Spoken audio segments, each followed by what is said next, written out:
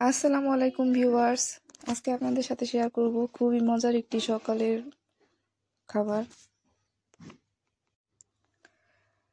সকালবেলা এরকম ধোয়া ওঠা চিতই পিঠা সাথে ঝাল ঝাল ভর্তা দিয়ে খেতে কিন্তু বেশ লাগে।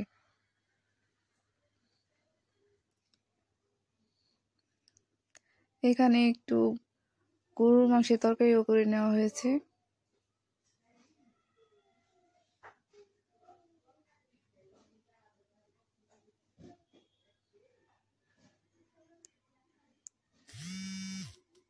চিতই পিঠার কিন্তু বিভিন্ন ধরনের ছাঁচ রয়েছে, তবে এরকম ফুলের পাপড়ির মতো যে চিতই পিঠা কিন্তু মাটির চুলা যতটা পারফেক্ট হয়, গ্যাসে বা অন্য কোনো চুলা এতটা সুন্দর হয় না।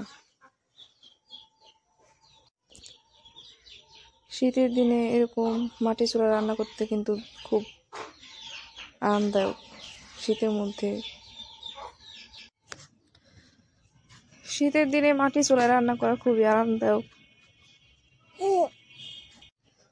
কনকনে ঠান্ডার মধ্যে মাটির চুলার পাশে বসে রান্না করতে খুবই মজা লাগে।